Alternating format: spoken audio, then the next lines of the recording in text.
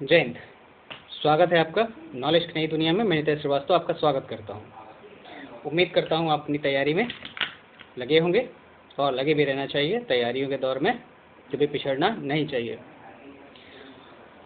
तो तैयारियों के दौर में एक नया चैप्टर जोड़ते हैं। चलिए बात करते हैं आपके काम की। तो बदरा छाए कि झूले पड़ गए हाय, बादल बादल बादल। गाने याद ही नहीं आए, बताओ। बादल से रिलेटेड कोई एक ही याद आया तो मैं बोल दिया बदरा छाए। तो बादलों से बात शुरू हुई है, तो बादलों की बात करें। आज आपको बादल के बारे में बात करेंगे। आपसे बताएंगे बादल क्या होते हैं, कैसे बनते हैं, और बादलों से आने वाले कौन कौन से क्वेश्चन आज के लिए महत्वपूर्ण होते हैं। तो बादल जैसे ही आसमां की तरफ नजरें उठती हैं, नीले आसमां में कभी कभी हमें बादल दिखते हैं। भूरे भूरे से, काले काले से, अलग अलग प्रकार के बादल दिखते हैं। और जब बादल नहीं दिखते तो हमें नीला आसमान दिखता है। और ये जो नीला आसमान आपको दिखता है ना, सच बताऊं, वास्तविकता ये है कि ये जो नीला आपको आसमान दिखता है, ये नीला है ही नहीं। ये काला है, बिल्कुल एकदम घुप काला। मतलब अंतरिक्ष का जो कलर है, आसमान का जो कलर है, वो आपको बताना पड़ेगा। वास्तविक जो है वो काला है, लेकिन ये नीला दिखता है। और ये नीला दिखता है प्रकाश के प्रकीर्णन के कारण। प्रकाश के प्रकीर्णन के कारण आसमान का रंग नीला दिखाई पड़ता है। इसी प्रकीर्णन से आपका क्वेश्चन एक बनेगा, समुद्री जल नीला क्यों दिखाई पड़ता है, जो भी आपका आंसर प्रकीर्णन से बनेगा। तो आसमान के नीलेपन को छोड़ें या एक ही क्वेश्चन और भी लेते जाइए। आसमान का जो नीलापन होता है उसे साइनोमीटर से मापा जाता है। अब हम लौट के आते हैं अपने बादलों के पास में। तो बादल आसमान में हैं और बादलों से वर्षा होती है, लेकिन हम ये कैसे जाने कि बादल बनते कैसे हैं। आपके पेपर में जो पूछे जाने वाले क्वेश्चन होंगे वो होंगे बादलों का निर्माण कैसे होता है, तो जान लीजिए। और थोड़ी देर में आपको पूरे बादलों के बारे में पता चल जाएगा। बादल क्या हैं, बादल का निर्माण कैसे होता है, बादल तैरते हुए क्यों दिखाई पड़ते हैं, और बादल फटना किसे कहा जाता है, और जो मेघ बनते हैं, बादल बनते हैं, वो कौन कौन से स्तर के होते हैं, किन से बारिश होती है और किन से बारिश नहीं होती है।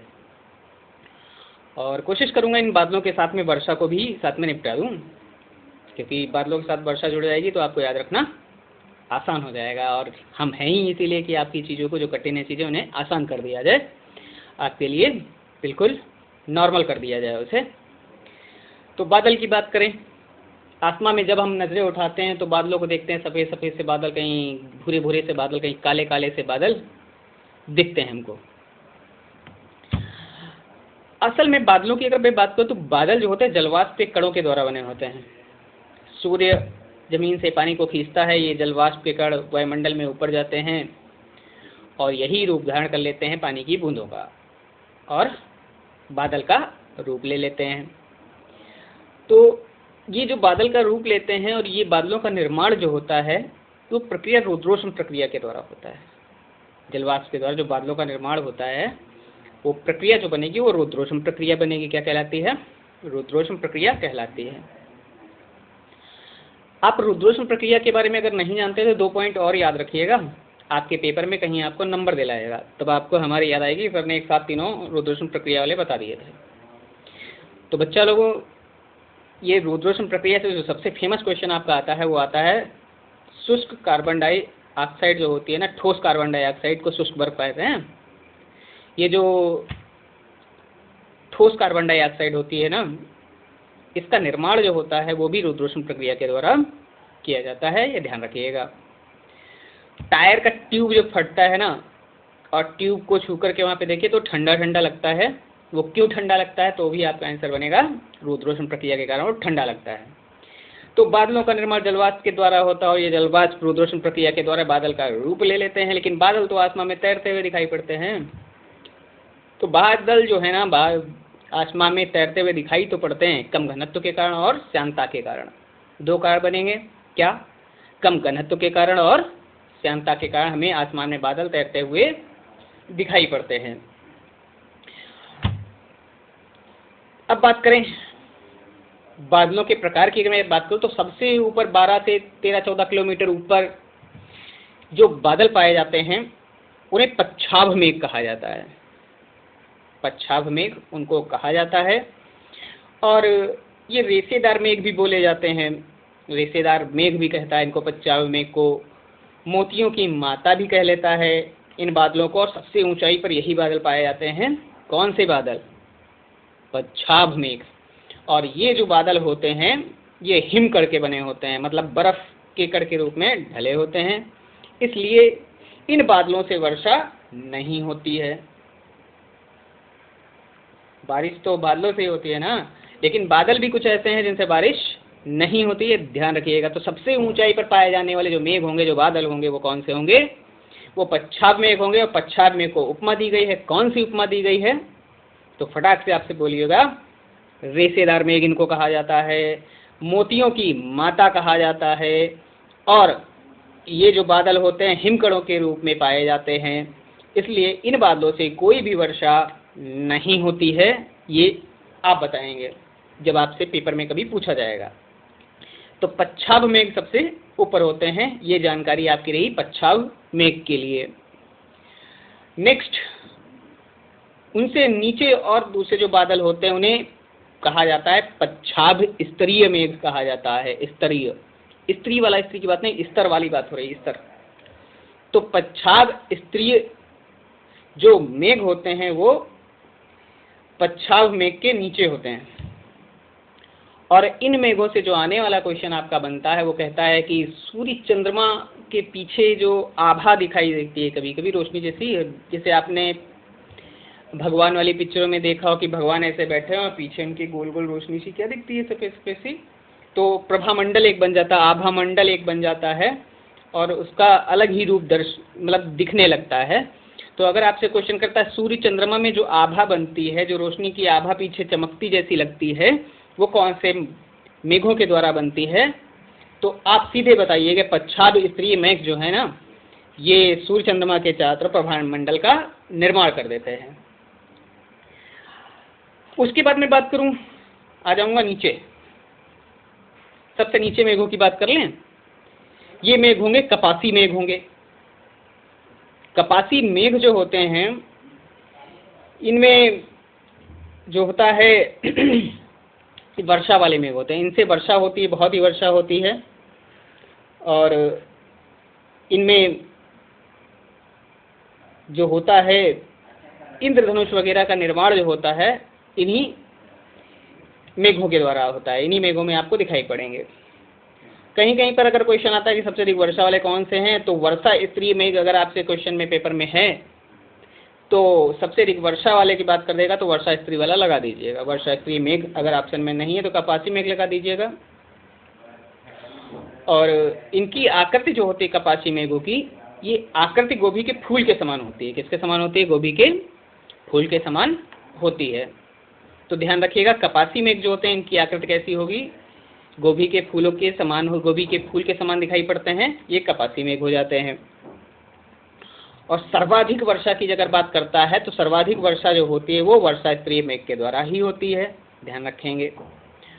बात करें बादल का फटना, आपने सुना होगा बादल का फटना, कि बादल फट गया, अचानक वहां पर तबाही मच गई। तो बादल का फटना क्या कहलाता है? एक ही जगह पे अत्यधिक बारिश का हो जाना, वो कहलाता है बादल का फटना, क्लाउड ब्रस्ट उसको बोलते हैं।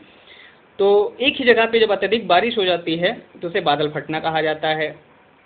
जब मेघ जब घिर के आते हैं ना, कितना मेघ घिरे हुए हैं, कितना बादल घिरे हुए हैं, इसको मापने का एक मीटर भी आता है।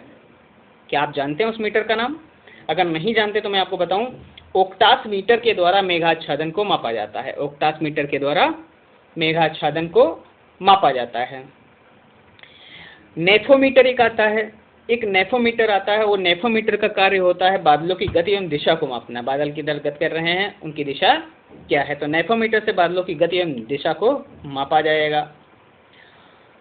समान मेघाच्छादन को मिलाने वाली रेखा, क्वेश्चन आता है पेपर में कि समान मेघाच्छादन वाले इलाकों को मिलाने वाली जो रेखा होती है उस रेखा को क्या कहा जाता है?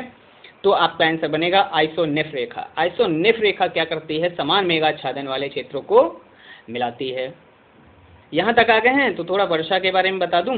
वर्षा जो होती है क्षोभ मंडल से होती है। क्षोभ मंडल से क्यों? क्योंकि बादलों वाला सिस्टम पूरा क्षोभ मंडल में रहता है। तो वर्षा क्षोभ मंडल से होती है और वर्षा की बूंदें जो होती हैं पृष्ठ तनाव के कारण गोल होती हैं। विश्व में सबसे अधिक वर्षा वाला स्थान की बात करेगा तो विश्व में सबसे अधिक वर्षा वाला स्थान होता है कौन सा? विश्व में सबसे अधिक वर्षा वाला स्थान होगा, जानते हैं कौन सा? मासेनराम मेघालय में पड़ेगा। पहले चेरापूंजी हुआ करता था, वो भी मेघालय में था, लेकिन अब वो स्थान बदल गया है, अब हो गया मासेनराम मेघालय में ही है। तो विश्व में सबसे अधिक वर्षा वाला स्थान हो जाएगा, वो भारत में होगा, मेघालय में। भारत में सबसे कम वर्षा की बात करूं तो सबसे कम वर्षा होती है लेह और लद्दाख की बात होगी। सबसे कम वर्षा लेह और लद्दाख में होती है। वर्षा का जल जो होता है शुद्ध होता है, जिसका पीएच मान 7 होता है और उसकी प्रकृति कैसी होती है? वो उदासीन होती है। यहाँ तक आ गए हैं तो कृत्रिम वर्षा को भी लेके जाइए, कहीं नंबर दिलाएगा आपको। कैसे छोड़ दें आपको वर्षा के साथ, खाली कृत्रिम वर्षा भी थोड़ा सा बचा है, वो भी लेते जाइए। कृत्रिम वर्षा की मैं बात करूं तो पी वान बुट ने सबसे पहले कृत्रिम वर्षा कराई थी और कृत्रिम वर्षा कराने के लिए सिल्वर आयोडाइड, ठोस कार्बन डाइऑक्साइड का प्रयोग किया जाता है। जो कृत्रिम वर्षा जो होती है ना, कृत्रिम तरीके से वो बारिश वो होती है, वो इसमें सिल्वर आयोडाइड का प्रयोग किया जाएगा और ठोस कार्बन डाइऑक्साइड का प्रयोग किया जाएगा। आपकी जानकारी के लिए बता दूं कि यदि ठोस कार्बन डाइऑक्साइड ऑप्शन में नहीं और सिल्वर आयोडाइड ही सिर्फ है तो यकीन मानिए सिर्फ अकेला सिल्वर आयोडाइड आपको नंबर दिलाएगा। और अगर टिपिकल उसने कर रखा है तो अलग अलग ऑप्शन दे रखा हो और ABC करके कह रखा हो कि ए और सी दोनों या ए और बी दोनों, तो ध्यान रखेंगे आपका आंसर क्या बनेगा? सिल्वर आयोडाइड प्लस ठोस कार्बन डाइऑक्साइड की बात करेगा कृत्रिम वर्षा कराने के लिए। तो बारिश करवाई जा सकती है कृत्रिम वर्षा के द्वारा, मेघबीजन के द्वारा, जिसको मेघबीजन भी कहा जाता है। यहाँ तक आ गए हैं तो एक छोटा सा पॉइंट और लेके जाइए, अम्ल वर्षा। अम्ल वर्षा की मैं बात करूं तो अम्ल वर्षा जो होती है, वर्षा का ही एक रूप होता है अम्ल वर्षा। तो अम्ल वर्षा में जो बारिश होती है उसमें अम्ल पाया जाता है, सल्फ्यूरिक अम्ल होता है और उस वर्षा का पीएच मान 5.6 से नीचे होता है। तो कहने का मतलब ये कि शुद्ध जल जो होता है वर्षा का होता है, जिसका पीएच मान 7 होता है, लेकिन कभी कभी प्रदूषकों के मिलने से वायुमंडल में ये अम्ल भी पहुंच जाते हैं और उनका निर्माण हो जाता है, अम्लीय वर्षा का सिस्टम पूरा बन के तैयार हो जाता है और अम्ल वर्षा होती है। क्वेश्चन आता है आपका कि ताजमहल का रंग पीला पड़ता जा रहा है, क्यों पड़ता जा रहा है? तो आपका आंसर बनना चाहिए मथुरा तेल रिफाइनरी से निकले हुए प्रदूषक जो है उनकी वजह से अम्ल वर्षा होती है और उसकी वजह से क्या ताजमहल का रंग पीला पड़ता जा रहा है। और अम्ल वर्षा के द्वारा जानते हैं क्या होता है? स्टोन कैंसर हो जाता है, स्टोन कैंसर हो जाता है। ये पत्थरों के लिए होता है, पत्थरों का क्षरण शुरू हो जाता है तो स्टोन कैंसर हो जाएगा। स्टोन कैंसर किसकी वजह से हो रहा है? तो अम्ल वर्षा के कारण। अम्ल वर्षा हम किसे कहें? तो आपका आंसर बनना चाहिए जिस वर्षा का जल का पीएच मान 5.6 से नीचे होता है उसे हम क्या बोलेंगे? उसे हम अम्ल वर्षा कहते हैं। अम्ल वर्षा सबसे पहले किस देश में हुई थी ये आप कमेंट करके बताइएगा। आपकी जानकारी के लिए बता दूं कि अम्ल वर्षा, अंतर्राष्ट्रीय अम्ल वर्षा सूचना केंद्र जो है ना, वो जानते हैं कहाँ है? नहीं जानते? बिल्कुल भी नहीं जानते? तो बताऊं आपको, अंतर्राष्ट्रीय अम्ल वर्षा सूचना केंद्र जो है वो मिलेगा आपको नॉर्वे की राजधानी ओस्लो में। नॉर्वे के बारे में नहीं जानते तो आप बताऊं, अर्धरात्रि के सूर्य का देश नॉर्वे को कहा जाता है। ध्यान रखिएगा, नॉर्वे में अर्धरात्रि का सूर्य जो चमकता है ना वो 21 जून को चमकता है, जब उत्तरी गोलार्ध का सबसे बड़ा दिन हो रहा होता है, कर्क रेखा पे सूर्य सीधा चमक रहा होता है, उसी रात में अर्धरात्रि का सूर्य चमकता है। कहाँ पे? नॉर्वे में। तो आई थिंक इतनी जानकारी आपके लिए बहुत है। बादल वर्षा, कृत्रिम वर्षा और अम्ल वर्षा, इतनी जानकारी आपको पसंद आई हो तो अपने दोस्तों को भेजिएगा, वीडियो सब्सक्राइब करिएगा, लाइक करिएगा, कमेंट करिएगा और किस टॉपिक पे वीडियो चाहते हैं ये बताइएगा। आपके कमेंट आएंगे तो उस चीज़ पे मैं वीडियो बना दूंगा। उम्मीद करता हूँ वीडियो अच्छा लगेगा और अपने लोगों को शेयर करिएगा। अपनी तैयारी में लगे रहिए। मिलते हैं अगले वीडियो में, तब तक के लिए जय हिंद, विजय हिंद। अपना और अपनों का ख्याल रखें, अपनी तैयारी में लगे रहें, अपनों के लिए जिएं, अपने सपनों के लिए जिएं। जय हिंद, विजय हिंद।